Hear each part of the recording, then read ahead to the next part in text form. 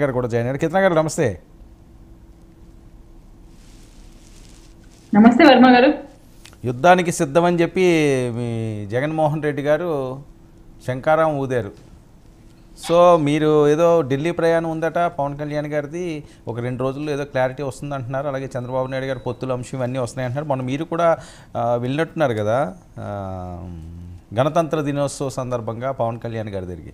అప్పుడు ఏమన్నా చిట్ చాట్లో ఏమన్నా లీక్లు వచ్చినాయా? ఎన్ని సీట్లు, ఎక్కడి నుంచి, ఏంటి అని చెప్పకూడదా? ముందుగా మీకు అలాగే పాలన పెద్దలకి 99 వీక్షకులకి నమస్కారం సార్. అటువంటి విషయాలు పవన్ కళ్యాణ్ గారు నోటి వెంటనే చాలా బాగుంటుంది. మా నోటి వెంట వినడానికన్నా కూడా ఆల్రెడీ మీరు అందరూ ఊహించినట్టు 2 సీట్లు అయితే ప్రకటించారు. కాదండి, పర్వాలేదండి, మీరు చెప్పినా బాగానే ఉంటుంది. చెప్పాలనుకుంటే చెప్పండి. లేదు సార్, మా కళ్యాణ్ గారి నోటి వెంటే వినండి, మీకు కూడా ఆనందంగా ఉంటుంది. వైసీపీ వాళ్ళకి పెనుసొప్పుగా ఉంటుంది నేను చెప్పేదానికంటే కూడా. ఎందుకంటే మా అంబటి అంకులు, రోజా గారు ఇట్లాంటి వాళ్ళు చాలా తొందరగా ఉంటారు కాబట్టి వాళ్ళకే ఫస్ట్ వినపడాలి. రోజా గారు నగరే అంటున్నారు, మీరు అసలు నగరంలో అసలు తరిమి కొడతామన్నారు, అదన్నారు ఇదన్నారు, కానీ ఆవిడ ఏమి డోంట్ కేర్ అన్నట్టుగా ఉన్నది. నగరం నాదే అంటున్నారు. ఆమె అంటది జగన్మోహన్ రెడ్డి గారు అనాలి కదా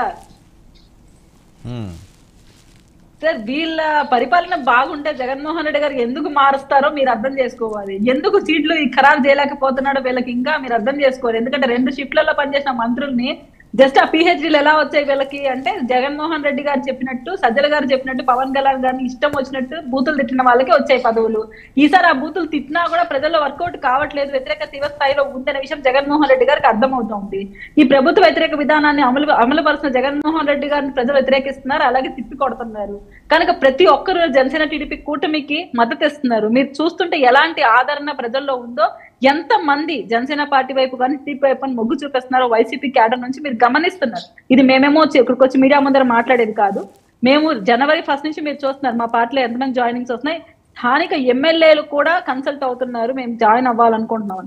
సో ప్రతి ఒక్కరు ఎవరైతే వైసీపీ వ్యతిరేక విధానాన్ని అమలు పరుస్తున్న విషయాన్ని గమనిస్తూ నచ్చట్లేదో, ప్రజల వ్యతిరేక గమనిస్తున్నారో వాళ్ళందరూ జనసేన పార్టీ గేట్ దగ్గర నిలబడుతున్నారు. ఇది ప్రజా వ్యతిరేక విధానాన్ని అమలుపరిచిన జగన్మోహన్ రెడ్డి గారికి నిజంగా కనువిప్పు కల్పించే విషయం. ఒకటే విషయం మీరు గుర్తుపెట్టుకోవాల్సింది ఏంటంటే, ఏ ప్రభుత్వమైనా ప్రజలు తీర్పు ఇచ్చినప్పుడు గెలిచి ఇలా నట్టేట ముంచి అప్పుల పాలు చేసి రాష్ట్రాన్ని దిశగా తీసుకుపోవడము, ఇలా ఇబ్బందుల పాలు చేయడము ఏ ప్రభుత్వానికి కూడా చెల్లదు సార్. జగన్మోహన్ రెడ్డి గారు కేవలం ఈ 5 ఏళ్లలో ఎవరైనా మాట్లాడచ్చు, వాళ్ళ అధికార ప్రతినిధులు వ్యక్తిగత దూషణల కోసం పెట్టిన మీటింగులు తప్ప విధానపరంగా మాట్లాడిన మీటింగులు ఏవి, కనీసం విధానపరంగా మాట్లాడిన విషయాలు ఏవి, దానివల్ల వచ్చిన లాభం ఏంటో ఒక్కసారి వాళ్ళు చెప్తే మేము అర్థం చేసుకుంటాం. ఈ రోజు నాదెళ్ల మనోహర్ గారు ఒక ప్రెస్ మీట్ పెట్టారు సార్, మీరు గమనించారు. నిన్న వాళ్ళు సిద్ధం సభలో పవన్ కళ్యాణ్ గారికి బాక్సింగ్ గ్లౌజులు తొడిగి, అలాగే చంద్రబాబు నాయుడు గారికి తొడిగి ఒక విధ్వంసాన్ని సృష్టించే విధంగా వాళ్ళ ఎవరైతే ఫ్యాన్స్ ఉంటారో వాళ్ళల్లో ఒక టెర్రరిస్టిక్ వేలో ఒక సిద్ధాంతాన్ని తీసుకుని వచ్చే విధంగా వాళ్ళ చేతి కొట్టించడాలు, ఇలాంటివి ఎవరైనా ప్రోత్సహిస్తారంటారా? ఒక సీఎం స్థాయి వ్యక్తి ఇట్లాంటి ఎంకరేజ్ చేయొచ్చు అంటారా? అదే ఈ రోజు నాదెళ్ల మనోహర్ గారు పద్ధతిగా జగన్మోహన్ రెడ్డి గారు ఫోటోను పెట్టి మరి ప్రశ్నించారు. ఇదంతా హుందాగా ఉంది జనసేన రాజకీయం చేసే విధానము.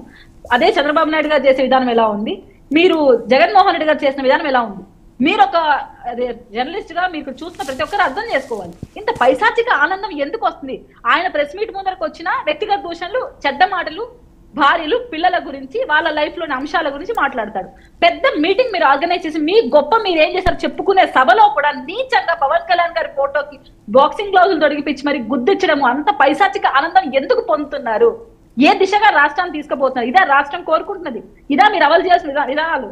ఒక ఏ పొలిటీషియన్ అయినా, ఏ పార్టీ సపోర్టర్స్ అయినా విధాన పరంగా కొట్లాడాలి, కానీ పవన్ కళ్యాణ్ గారి పైన వ్యక్తిగత గ్రెడ్స్ తో ఆయన్ని కొట్టడం ద్వారా మీ పైశాచిక ఆనందాన్ని తెలియపరచుకోండి అనే విధంగా పెట్టడం నాకైతే కరెక్ట్ అనిపిస్తుంది. ఏంటి కొట్టడం ఏంటి ఫొటోస్నా? మీరు అవును సార్, సిద్ధం అనే సభ పెట్టి పవన్ కళ్యాణ్ గారికి బాక్స్ ఇది పెట్టించి కొట్టమని చెప్తున్నారు అక్కడ. అంటే ఎంత పైశాచిక ఆనందం! ఇలాంటివి ఇంత సైకిక్ డిజార్డర్ పనులే అని చెప్పాలి, మానసిక రోగులు చేసే పనులే ఇవన్నీ. నిజంగా మీకు దమ్ముందే రాజకీయాలు చేయగలిగితే మీరు చేసిన అభివృద్ధిని చూపించండి. మీరు చేసిన అభివృద్ధి ఏముందో ప్రెస్ మీట్ పెట్టండి, లేదు డిబేట్ కూర్చోండి పవన్ కళ్యాణ్ గారితో, సిబిఎన్ గారితో. అంతేగాని ఇలాంటి పైశాచిక ఆనందం కొంటూ యువతను ఏ విధంగా ప్రేరేపిస్తున్నారో మీరు ఒకసారి ఆలోచించుకోవాలి. ఇటువంటి రాజకీయాలు చేయడం కోసం మాత్రం జగన్మోహన్ రెడ్డి అధికారంలోకి వచ్చారా? ప్రతి ఒక్క మంత్రి ఈ రోజు ఆ ట్వీట్లు చూస్తే కూడా ఎంత పిల్లనిప్ప ట్వీట్లు వేస్తున్నారో మీరు గమనిస్తున్నారు. ఒక్కరైనా మేము ఇప్పుడు చమచాలు ఓపెన్ ఛాలెంజ్ చేస్తున్నాం, ఆ మంత్రులు ఎవరైతే శాఖల్లో ఉన్నారో వాళ్ళ శాఖ గురించి ఒక 10 నిమిషాల ప్రెస్ మీట్ పెట్టి మాట్లాడి వాళ్ళు చేసిన అభివృద్ధిని చూపించండి అని. పవన్ కళ్యాణ్ గారి కోసమో చంద్రబాబు నాయుడు గారి కోసం తిట్టడం మీరు మంత్రులు కాలేదు కదా, మిమ్మల్ని ఎన్నుకోలేదు కదా. ప్రజా తీర్పు ఎందుకు ఇచ్చారు? మీకు పాజిటివ్ గా ఎందుకు వచ్చింది? మాకేదో మార్పు చేస్తారు, మాకు మంచి చేస్తారు, గత ప్రభుత్వంకైనా మెరుగైన పరిపాలన అందిస్తారన్న ఇంటెన్షన్ తో ఇచ్చారు. కానీ దాన్ని మీరు దిగజార్చుకుంటూ మీ స్థాయిని దిగజార్చి మీరు చేసే పనుల వల్ల ప్రభుత్వానికి వ్యతిరేకత ఎదురవుతోంది. ఈరోజు వైసీపీ వ్యతిరేక విధానాన్ని అమలు పరుస్తున్నారు ఈ రోజు ప్రతి ఒక్కరు. మీరు అర్థం చేసుకోవాలి. ప్రజలు ఒకటే మాట చెప్తున్నారు సార్, వైసీపీ ఆంధ్రప్రదేశ్ ని ఏర్పాటు చేయాలి, జనసేన టీడీపీ కూటమికి ఓటు వేయాలి, 24లో జనసేన టీడీపీ కూటమినే గెలిపించుకోవాలి. ఓకే, గెలిపించుకోవాలి, కూటమికి ఓటు వేయాలని ప్రజలు డిసైడ్ అయ్యారు అంటున్నారు. అభ్యర్థులు ఎవరు? ఎప్పుడు అభ్యర్థులను మీకు నెక్స్ట్ మంత్ ఫిబ్రవరి ఫస్ట్ వీక్ లోపల పవన్ కళ్యాణ్ గారు ప్రజాక్షేత్రంలోకి రాబోతున్నారు. దాని తర్వాత ఖచ్చితంగా డిక్లరేషన్ అయితే రాబోతోంది. అంతవరకు మీరు వేచి చూడాలి ఖచ్చితంగా. ఎందుకంటే జగన్మోహన్ రెడ్డి గారి దగ్గర మేము డబ్బులున్న వాళ్ళకి ఇవ్వడానికి ఆలోచించట్లేదు. ప్రజలకు ఎవరు నిజాయితీన పరిపాలన అందిస్తారు అటువంటి వాళ్ళని ఎంచుకోవాలనుకుంటున్నాం. కాబట్టి నీట్ గా నిజాయితీ పనులు ఎంచుకుంటున్నాం, అటువంటి వాళ్ళని ప్రజాక్షేత్రంలోకి దింపబోతున్నాం. ఓకే, మోహన్ రెడ్డి గారు మీకు శిరీష గారికి, కేఎస్ ప్రసాద్ గారికి